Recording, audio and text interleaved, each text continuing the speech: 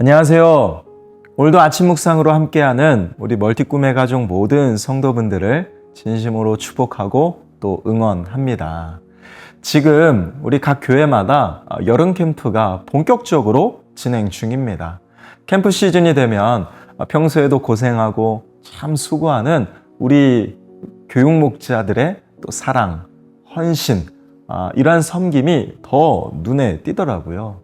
그래서 평소에도 감사한 마음이 참 컸지만 이 캠프를 준비하는 모습을 보면서 감사의 마음이 더욱 커졌습니다. 사실 당연한 섬김은 없습니다. 아니 돈, 시간, 감정, 또 마음, 체력, 에너지 다 이렇게까지 쏟는다는 게 사랑이 아니면 설명이 안 되죠.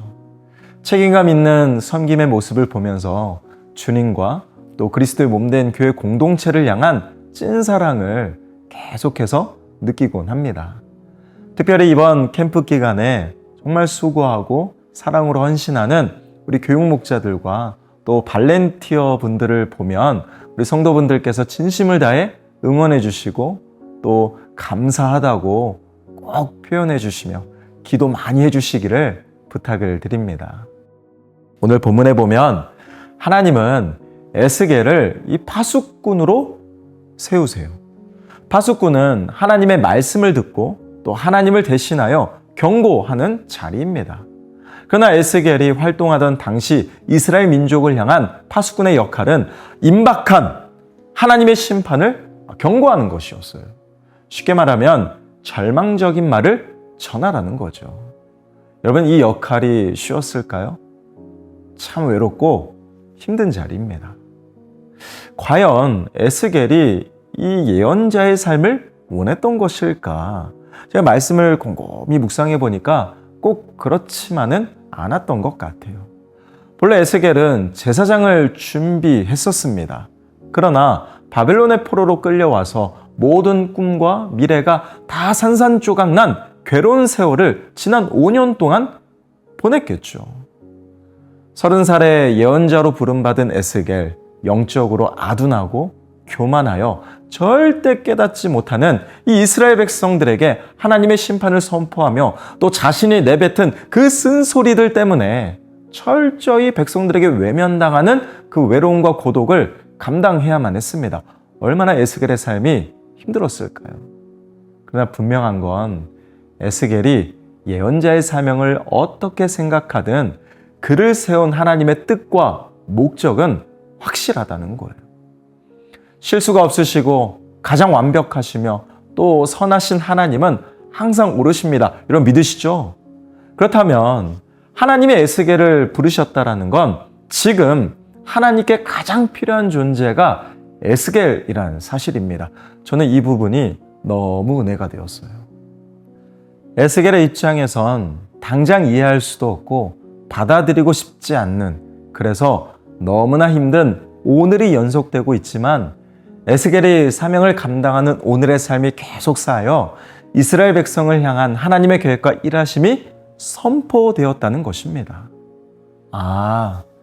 내가 원치 않는 삶이 하나님의 필요가 되고 또 설령 내 뜻과 다른, 심지어 내가 피하고 싶었던 순종조차 하나님께는 이 땅을 향한 가장 선하신 계획을 이루어가는 재료로 사용하시는구나. 전 이걸 깨닫게 되었습니다. 에스겔은 하나님의 부르심을 따라 끝까지 이 순종의 삶을 살아냈습니다. 힘들고 외로운 순간들을 사명의 밑거름으로 거룩히 사용할 줄 아는 이 성숙한 자로 자라갔죠. 무엇보다 에스겔은 사명에서 도망친 자가 아닙니다. 끝까지 남은 자 되어 사명에 책임지는 자로 하나님을 전심으로 사랑했습니다. 여러분, 하나님은 시대를 막론하고 어디에서나 또 어떤 일을 하든지 무책임한 다수보다 책임 있는 소수를 통해 역사하십니다. 결국 책임을 다하는 자와 피하는 자의 차이가 무엇일까? 저는 오늘 말씀을 통해 그것은 사랑이다, 이걸 깨달았어요. 오늘의 말씀 18절부터 21절까지를 보면 하나님은 파수꾼의 직무와 책임에 대하여 엄중히 말씀하십니다. 정리하자면 악인이든 의인이든 죄에 대하여 분명히 이 파수꾼이 경고하라는 거예요. 만약 파수꾼이 경고하지 않으면 하나님은 이 파수꾼에게도 엄중한 책임을 물으시겠다. 이걸 명확하게 못 박으십니다. 야, 진짜로 잘해야 본전치기예요. 그런데 이게 끝이 아닙니다. 오늘 본문에 보면 여호와의 영이 에스겔에게 임하자 하나님은 그에게 다음과 같이 또 말씀하세요. 먼저는 집에 들어가 문을 닫으라고 하십니다. 그리고 사람이 그를 줄로 묶어서 나오지 못하게 하시겠대요. 이는 다른 사람과의 분리를 뜻하거든요. 그리고 더 나아가 에스겔의 혀가 입천장에 붙어서 자유롭게 말할 수 없게 될 거라고 말씀하십니다. 이는 침묵 가운데 하나님이 허락하셔야만 말할 수 있는 상태가 된 거예요. 여러분, 에스겔은 이제 자유롭게 다닐 수도 없고 자유롭게 말할 수도 없는 지경에 이르렀습니다. 힘들고 외로운 예언자로 순종한 대가가 오히려 더 속박되고 통제받는 불편한 삶에 이르게 된 거예요. 여러분, 이게 이해가 되십니까? 근데 저는 말씀을 묵상하면서 이걸 깨달았습니다. 그래서 에스겔은 하나님 앞에 더 엎드릴 수밖에 없었던 거예요. 에스겔은 지금 내가 죽는 시간을 보내고 있는 것입니다. 지금 내가 죽는 시간이에요. 내 뜻이 앞서고 내 생각을 관철시키고 내 주장을 펼쳤던 이전의 나를 철저히 하나님 앞에서 죽이는 시간, 지금 에스겔은 내가 죽는 시간을 보내고 있는 것입니다. 이제 나는 없습니다. 하나님의 예언자 에스겔만 있을 뿐이에요. 하나님을 먼저 생각하는 에스겔, 하나님을 가장 사랑하는 에스겔, 그 에스겔만 있을 뿐입니다. 하나님을 위해 가슴을 치며 민족을 향해 눈물로 외치는 그 믿음의 사명자 에스겔만 있을 뿐이에요.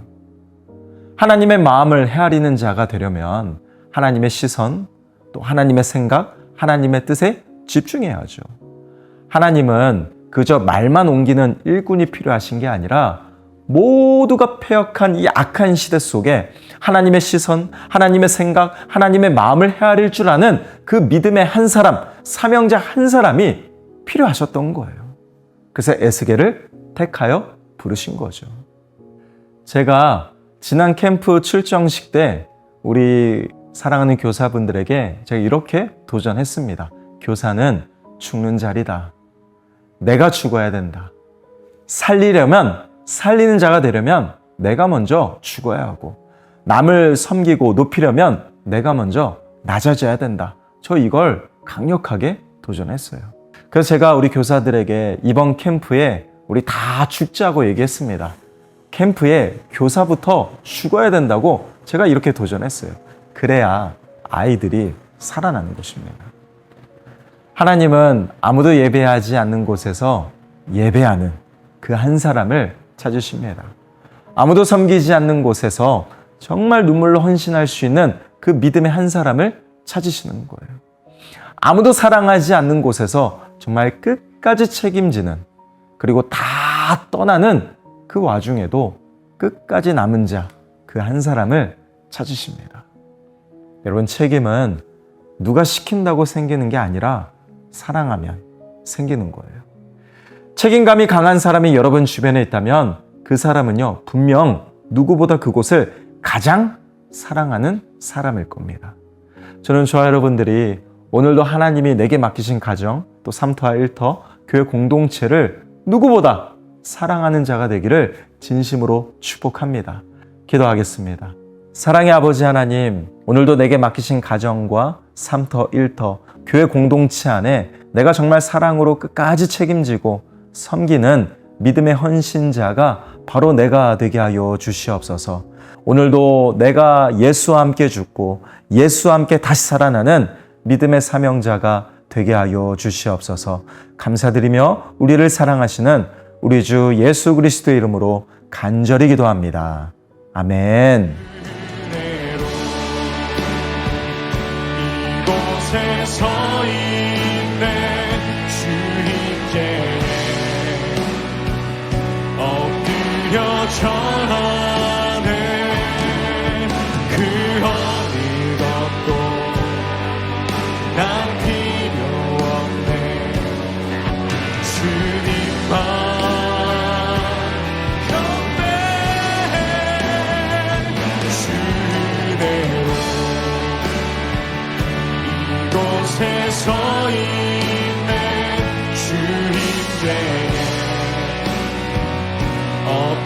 엎드려 전